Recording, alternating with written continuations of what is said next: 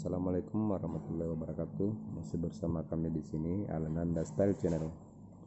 Pada kesempatan ini kita akan bahas tentang kolam nila ledakan. Sebenarnya kolam ini ukurannya 1 x 3 meter. Awalnya kolam ini itu persiapan kolam sarang walet. Ini berada di lantai 2, di teras lantai 2. Ini sudah buat ini persiapan ruangan void untuk sarang walet. Di sana ada lubangnya. Di sana ada speaker dan tweeter pemanggil walet. Ini cuma dalam rangka survei dulu apakah ada komunitas walet di sekitar sini.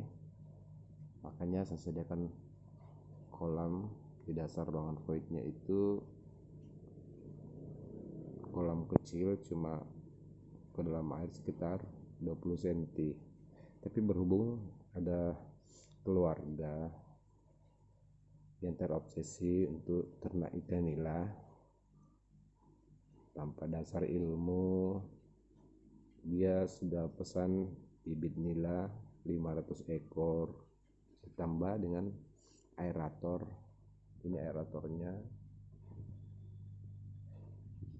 aerator 4 lubang, tapi saya menggunakan cuma 2 lubang. Untuk di kolam yang kecil ini, kedalaman airnya ini kurang lebih 40 cm. Umur ikan di bawah ini kisaran sudah 1 bulanan. Awalnya si keluarga ini coba untuk budidaya ikan nila dadakan tanpa dasar ilmu.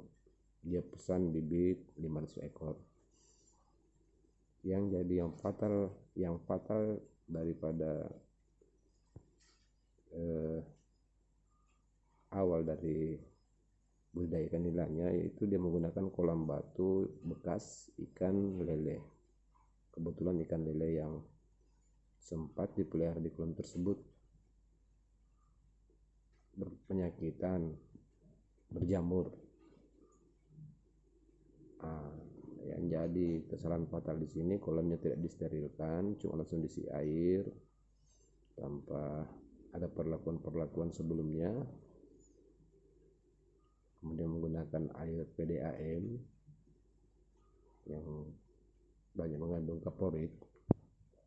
Bibitnya ditebar. Dalam 3 hari ikannya pada mati, jamuran, ikan lesu, pucat, tidak mau makan. Akhirnya si keluarga ini panik dan tawarkan kepada saya untuk melanjutkan budidaya ikan nilanya. Dengan adanya kolam yang sebenarnya bukan untuk kolam ikan nila ini, maka saya coba membuat sistem bioflok pada kolam ini dengan memberikan beberapa bahan-bahan organik seperti blenderan daun pepaya, kemudian daun mengkudu, ada daun sirih, kemudian potongan-potongan batang pisang. Dan ini betul-betul dadakan, itu cuma 3 hari ditambah dengan efektivitas mikroba 4 dan penggaraman. Ini berhubung karena dadakan betulan, saya tidak punya garam murni, maka saya cuma pakai garam dapur. Setelah air berumur 4 hari ini, ikan-ikan yang sakit itu saya turunkan di sini yang jumlahnya sisa kurang lebih 300-an. Setelah saya turunkan di kolam ini, di hari pertama angka kematian masih lumayan, berangsur-angsur angka kematian menurun hingga sampai sekarang alhamdulillah ikannya sudah nggak ada lagi yang mati. Ikannya sudah pada sehat-sehat, kemudian jamurannya sudah hilang. Tapi ini airnya sudah agak kecoklatan. Ini kebetulan saya baru memberi pakan, jadi ikannya pada ada di dasar kolam. Jadi ini harus dijadikan patokan atau jadi perhatian buat teman-teman pemula untuk budidaya ikan nila. Sebelum kita untuk budidaya ikan nila itu sebaiknya kita pelajari ilmunya dulu, kemudian kita harus lengkapi fasilitasnya, kolam, mau kolam batu atau kolam terpal. Kemudian kita adakan dulu pembentukan dulu air biofloknya, sistem biofloknya. Ini kalau kita sudah yakin dengan perlakuan kita, dengan adanya pemberian bahan organik, kemudian antifungi organik, kemudian pemberian efektivitas mikroba 4 peternakan dan penggaraman, ini kita uji coba dulu. Kemudian kita tes pH air. Kalau sudah mencapai kisaran 7-8, maka kolam kita dianggap siap untuk ditebarkan benih.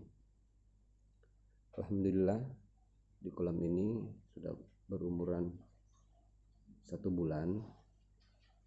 Jadi ikan di bawah ini kurang lebih 1 bulan 15 hari. Bulan 15 hari. Dan alhamdulillah juga ikannya sudah pada sehat-sehat dan tak ada lagi yang mati. Ya, sebagai kesimpulan kepada teman-teman, ini saran dari kami, sebelum budidaya ikan nila ada beberapa kelayakan yang harus diperhatikan dan sangat penting untuk diperhatikan. Pertama, kolam itu sendiri aman tidak, kemudian steril. Setelah itu ada tahap penyediaan air kolamnya. Mungkin teman-teman punya cara tersendiri, tetapi intinya bagaimana kita membuat air kolam kita itu setidaknya mirip atau sama dengan air kolam habitat asli daripada ikan nila. Ini kebetulan ikannya pada ada di dasar. Ini menjadi indikator buat saya sendiri bahwasanya ikan yang suka bermain di dasar ini menandakan bahwa sistem biofloknya berfungsi. Air ini banyak mengandung kadar oksigen, karena setelah saya pelajari dari sumber-sumber lain, salah satu indikator daripada kolam yang kekurangan oksigen yaitu ikan banyak naik ke permukaan. Karena air biofloknya ini sudah terbentuk, ini akan saya jadikan dasar atau saya tambahkan ke kolam sebelumnya yang sudah saya persiapkan untuk kolam 3000 ekor yang saya unggah pada video sebelumnya. Ini saya akan kuras ini airnya sekitar 50%, saya akan pindahkan ke kolam yang baru, dan setelah itu saya akan tambahkan air di kolam ini lagi, air baru sekitar 50% atau sekitar 20 cm lagi. Dan insyaallah ikan-ikan yang ada di sini yang jumlahnya mungkin sudah masih kisaran 200-an atau menghampiri 300 ini akan saya pelihara untuk persiapan indukan. Kami akan seleksi nanti ikan-ikan yang kondisinya bagus, kita akan simpan untuk calon indukan. Jadi saran saya kepada teman-teman yang lain, apalagi pemula, sebaiknya untuk mencari informasi dulu, pelajari dulu beberapa hal yang sangat urgent untuk budidaya ikan nila ini sebelum kita memulainya. Semoga video ini bisa memberi informasi pada teman-teman, terutama pemula. Dan kami sebagai pemula juga sangat mengharapkan komentar, saran-saran dari teman-teman yang sudah senior di budidaya ikan nila, karena insya Allah ke depan kami akan mengembangkan usaha budidaya ikan nila ini. Sekian dari kami, dan saya harap komen, saran, dan jangan lupa like, share, and subscribe channel kami agar bisa berkembang. Salam dari kami, Alananda Style Channel. Assalamualaikum warahmatullahi wabarakatuh.